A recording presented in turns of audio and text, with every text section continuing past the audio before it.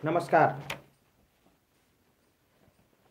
आजकल एक विषय बहुत चर्चा में है और ढेर सारे साथी लोग उस पर वीडियो बना रहे हैं।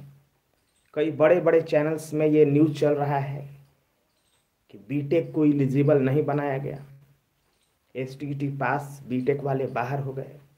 ये न्यूज़ चलाया जा रहा है कई जगह। मुझे लगता है कि जो भी लोग ये समझ रहे हैं कि बीटेक वालों के साथ धोखा हुआ है, मुझे लगता है उनको ज्ञान की कमी है या वस्तु स्थिति की जानकारी नहीं है, स्पष्टता नहीं है। वो ठीक से पढ़ना नहीं जानते, क्या लिखा हुआ है क्या नहीं लिखा हुआ है। आज मैं इसी बिंदु पर चर्चा करूंगा। सबसे पहले ये जो मेरे हाथ में पर्ची है, ये एसटीईटी 2019 के विज्ञापन की प्रति है, जिसमें पेपर 1 के लिए एलिजिबिलिटी क्राइटेरिया का मेंशन किया गया था। सिर्फ मैं 2 विषय के बारे में चर्चा करूंगा, गणित विज्ञान, और फिर बाद में थोड़ा सा सामाजिक विज्ञान के बारे में भी चर्चा करूंगा। गणित में लिखा हुआ है कि स्नातक स्तर पर गणित, भौतिकी एवं रसायन शास्त्र विषय पठित होना चाहिए। ध्यान से सुनिएगा, स्नातक स्तर पर गणित, भौतिकी एवं रसायन विषय पठित होना चाहिए और साथ में बीएड होना चाहिए। दूसरा लिखा हुआ है इंजीनियरिंग में स्नातक हो जिसमें गणित की विशेषज्ञता हो एवं बीएड हो। ये मैथ वालों के लिए है। साइंस वालों में है स्नातक स्तर पर प्राणी विज्ञान, वनस्पति विज्ञान एवं रसायन विज्ञान विषय हो एवं बीएड हो। और दूसरा इंजीनियरिंग में स्नातक जिसमें विज्ञान की विशेषज्ञता हो। अच्छा, एक बात बताओ मेरे भाई, ये जो गणित के एलिजिबिलिटी क्राइटेरिया है, तो स्नातक स्तर पर गणित, भौतिकी एवं रसायन शास्त्र होना चाहिए और बीएड होना चाहिए, तो गणित का फॉर्म भर सकता है। तो इंजीनियरिंग में भी गणित की विशेषज्ञता है। अब अगर इंजीनियरिंग लोग करता है तो उसमें इंजीनियरिंग फिजिक्स जरूर होता है, तो इसमें फिजिक्स हो गया और मैथ हो गया, तो वैसे लिए बीटेक को एलिजिबल बनाया हुआ है। जिसको मैथ पढ़ा हो, जिसने फिजिक्स पढ़ा हो, क्योंकि ये मैथ के टीचर बनने जा रहे हैं, तो फिजिक्स और मैथ जो है वो मैथ का टीचर पढ़ाता है। लेकिन अब दूसरे विज्ञान के शिक्षक में जाइए तो उसमें है कि फिजिक्स नहीं है, प्राणी विज्ञान, वनस्पति एवं रसायन विज्ञान हो। तो अच्छा, एक बात बताइए कि इंजीनियरिंग में स्नातक हो जिसमें विज्ञान की विशेषज्ञता हो, यानी एक ऐसा विज्ञान, ऐसा इंजीनियरिंग ग्रेजुएट जिसको विज्ञान में विज्ञान नहीं है। उसमें विज्ञान का मतलब क्या होता है, सबसे पहले बताइए। विज्ञान का मतलब होता है फिजिक्स, केमिस्ट्री और बायोलॉजी, ये तीनों चीज मिलाकर के विज्ञान बनता है। और हाई स्कूल के एलिजिबिलिटी क्राइटेरिया में केमिस्ट्री और बायोलॉजी तो मस्ट होना चाहिए साइंस टीचर के पास। अब ये बताइए, ये जो इंजीनियरिंग में स्नातक लिखा हुआ है, इसमें इसलिए लिखा हुआ है कि वैसा इंजीनियरिंग ग्रेजुएट जिसने बायोलॉजी भी पढ़ा हो, यानी बायोटेक्नोलॉजी। ढेर सारे ऐसे इंजीनियरिंग ग्रेजुएट्स होते हैं जिसमें जूलॉजी, बॉटनी भी पढ़ना होता है और साथ में पढ़ना होता है केमिस्ट्री।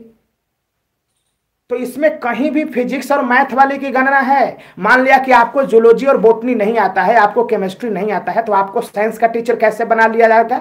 तो कहां इसमें गड़बड़ लिखा हुआ है एसटीईटी में? अब इसी को सुधारा गया है।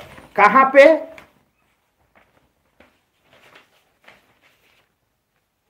इसी को सुधारा गया है, यहां पर दिखाता हूं मैं अभी आपको। हाँ,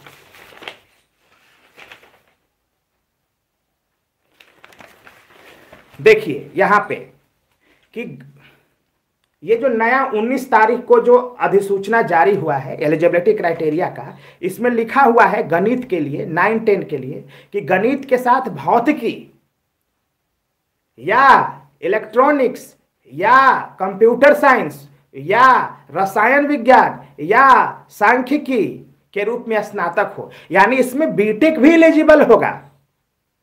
बीटेक जो होता है, बी माने बैचलर, बीएससी में बी मींस बैचलर, तो बीटेक डिग्री भी स्नातक कहलाता है और बीएससी और बीए की डिग्री भी स्नातक कहलाता है। तो गणित के एलिजिबिलिटी में कहां ये बीटेक को छांट रहा है भाई? कहां बीटेक को छांट रहा है? स्नातक होना चाहिए गणित भौतिकी के साथ, और साथ में इलेक्ट्रॉनिक्स होना चाहिए, कंप्यूटर साइंस होना चाहिए, रसायन शास्त्र होना चाहिए, स्टैटिक्स होना चाहिए, तो आप गणित के टीचर बन सकते हो। तो बढ़िया लगाया है एलिजिबिलिटी क्राइटेरिया। इसमें बीटेक को कहाँ छाटा है, बाहर किया है। मैथ के टीचर बनने के लिए बीटेक को तो आप किसी तरह से गड़बड़ नहीं किया हो, लेकिन विज्ञान के शिक्षक में बोला है कि स्नातक स्तर पर यानी बीटेक लेवल पर, बीएससी लेवल तक पर जंतु विज्ञान, वनस्पति विज्ञान एवं रसायन शास्त्र विषय में पठित हो। तो एकदम बढ़िया बात यह लिखा हुआ है, विज्ञान का शिक्षक वही बन सकता है जो जंतु विज्ञान जानता हो, वनस्पति विज्ञान जानता हो और रसायन शास्त्र जानता हो। 3 विषय जानेंगे तभी आप इस विज्ञान के टीचर बन सकते हैं। अब कहिएगा कि तो हमारा तो ये वाला गड़बड़ी था, हम तो भाई एसटीईटी में फॉर्म भर दिए थे और हम उस समय समझ नहीं पाए। तो ये आपकी समस्या है, ये आपकी समस्या है कि आप ठीक ढंग से पढ़ नहीं पाए कि विज्ञान का शिक्षक कौन बन सकता है। विज्ञान का शिक्षक वही बन सकता है जो केमिस्ट्री, जूलॉजी, बॉटनी सब जानता हो, जो पढ़ा हो, वही साइंस का टीचर बन सकता है। आप चले जाइएगा साइंस का टीचर बन करके किसी हाई स्कूल में, तो वहां जूलॉजी बॉटनी कौन पढ़ाएगा? इंग्लैंड से आएगा मास्टर आएगा भाई। तो ये कहां गड़बड़ी लिखा हुआ है? इसमें गड़बड़ी नहीं है। हम सरकार के बात का समर्थन नहीं कर रहे हैं, हम सरकार के कई ऐसे मामले हैं जिसका हम खुद विरोध करते हैं, लेकिन इस बिंदु में गड़बड़ी नहीं है। ये बात आप समझिए, विज्ञान का शिक्षक वही बन सकता है जो केमिस्ट्री, जूलॉजी, बॉटनी जानता हो, यानी जो स्नातक स्तर पर पढ़ा हो, बीएससी लेवल पर पढ़ा हो, बीटेक लेवल पर पढ़ा हो। तो कहिएगा कि तो भाई कौन सा बीटेक लेवल में होता है? तो होता है, कई से बीटेक लेवल में होता है। बायोटेक्नोलॉजी हो गया है, ढेर सारे और इंजीनियरिंग ग्रेजुएट्स है, कोर्स चलाते हैं जिसमें कि इन सब सब्जेक्ट का कॉम्बिनेशन होता है। समझ गए ना? तो इसमें आप गड़बड़ी मत कहिए, उसमें कोई गड़बड़ी है। तो आपका एलिजिबिलिटी क्राइटेरिया मीट नहीं कर रहा था, आप जबरदस्ती के फॉर्म भर दिए, आप एसटीईटी पास कर गए, आपको सर्टिफिकेट मिल गया, तो क्या आप एसटीईटी के लिए, आप शिक्षक बनने के लिए एलिजिबल हो गए क्या? सवाल ही नहीं उठता। सोशल साइंस की एलिजिबिलिटी क्राइटेरिया को जो लोग मीट नहीं कर रहा था वो लोग भी फॉर्म भरा था। हिस्ट्री और ज्योग्राफी को मस्ट किया था ना भाई कि 4 में से 2 होना चाहिए, उस 2 में से 1 जरूर होना चाहिए। तो कई ऐसे अभ्यर्थी हैं, मेरे विद्वान अभ्यर्थी, जो सोशल साइंस परीक्षा में, सोशल साइंस को फॉर्म भरते समय जिनको ये एलिजिबिलिटी क्राइटेरिया को फॉलो नहीं कर रहे थे, उन्होंने भी फॉर्म भरा था, तो वो भी बाहर हो जाएंगे। कंप्यूटर साइंस में भी यही समस्या थी, जिन्होंने बीसीए कर रखा है, डिप्लोमा कर रखा है, जिसमें बीएससीआईटी कर रखा है, जो पास नहीं हुआ है वो फॉर्म भर दिया है, एसटीईटी का सर्टिफिकेट मिल गया, अब उसके साथ धोखा हो रहा है। उसको तो 420 का केस होना चाहिए, जिसने फर्जी तरीके से एसटीईटी के विज्ञापन को वायलेट करके उन्होंने फॉर्म भरा था। 11th-12th वाला जो पीजीटी कंप्यूटर साइंस का जो निकला था, उसमें बहुत ऐसे हैं जो कि फर्जी तरीके से फॉर्म भर दिया, वो एलिजिबल ही नहीं थे। उसकी एलिजिबिलिटी क्राइटेरिया के लिए क्या होना चाहिए? या बीटेक होना चाहिए, या एमसीए होना चाहिए, या एमएससीआईटी होना चाहिए, डोएक का हायर वर्जन का कोर्स होना चाहिए, या अगर आप बीसीए और बीएससीआईटी है तो साथ में कोई मास्टर्स डिग्री होना चाहिए। ये डिप्लोमा वाला भर दिया, जितना साइबर कैफे चला रहा था, टाइपिस्ट टाइपिंग का काम कर रहा था, सब के सब कंप्यूटर टीचर बनने के लिए फॉर्म भर दिया। आप पास हो गए, 67 नंबर ला दिए, तो मार दिए, आप टीचर बन जाओगे। टीचर बन जाओगे इस जन्म में, क्या अगले जन्म में भी नहीं बन पाओगे टीचर। आपके ऊपर तो 420 का केस होना चाहिए कि आप गलत तरीके से फॉर्म भर दिया, आप एलिजिबल थे ही नहीं। सोशल साइंस में कई ऐसे अभ्यर्थी हैं जिन्होंने एलिजिबल नहीं था, उन्होंने फॉर्म भर के भीड़ बढ़ा दिया। तो गंदगी हो तुम इस बिहार के धरती के, जो तुम एलिजिबिलिटी क्राइटेरिया को पढ़ नहीं पाते हो, और नहीं तो एलिजिबिलिटी क्राइटेरिया को तुम पढ़ पाते हो और जबरदस्ती फॉर्म भरते हो, और फिर कहते हो कि हमको तो सरकार ज्यादती कर रही है। कहाँ ज्यादती कर रही है सरकार? इस मामले में कहाँ है भाई?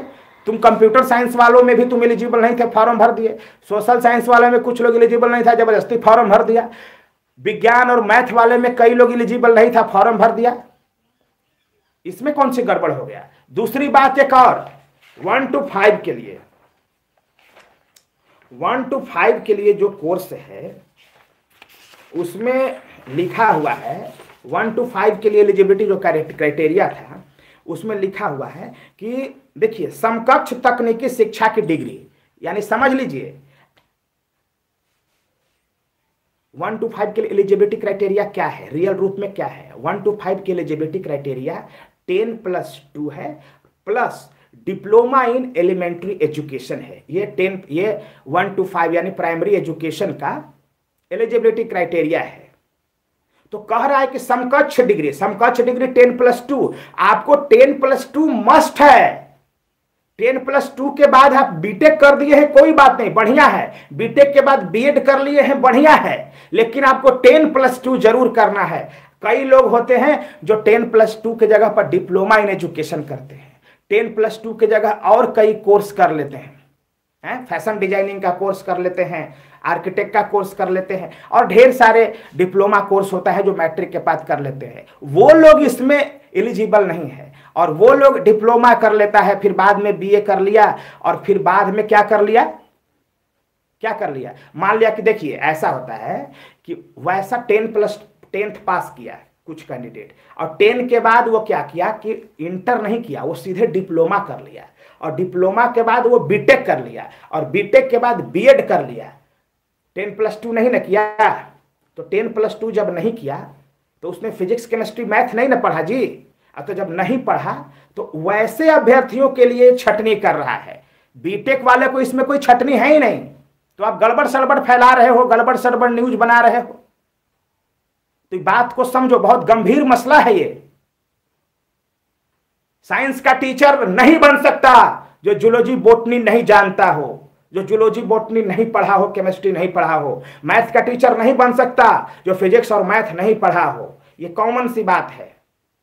तो इस बात को समझिए, हाय तौबा मच मचाइए। आप लोगों ने इतना हाय तौबा मचा दिया कि न्यूज बिहार झारखंड हो गया, फिर उधर जी न्यूज हो गया, और कई न्यूज चैनल चला रहे हैं कि गड़बड़ी हो गया। आपके साथ कोई गड़बड़ी नहीं हुआ है, आप एलिजिबल ही नहीं थे, आप तो जबरदस्ती फॉर्म भरे थे।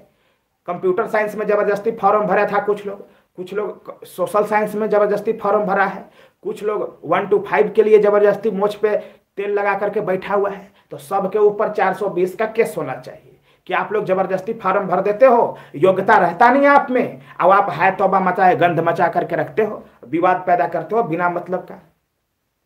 सरकार का मैं कभी समर्थन नहीं करता हूं, और ना ही तो समर्थन करूंगा, लेकिन यहां पर गड़बड़ी नहीं है। मैं 2-3 दिनों से इस बात को बहुत गंभीरता से अध्ययन कर रहा था, सोचा कि मैं इस पर स्पष्टता से बात करूंगा। तो कहीं गड़बड़ नहीं है। 9-10 के मैथ साइंस में भी कोई गड़बड़ी नहीं है। ये वही लिखा हुआ है जो एसटीईटी के विज्ञापन में लिखा हुआ था।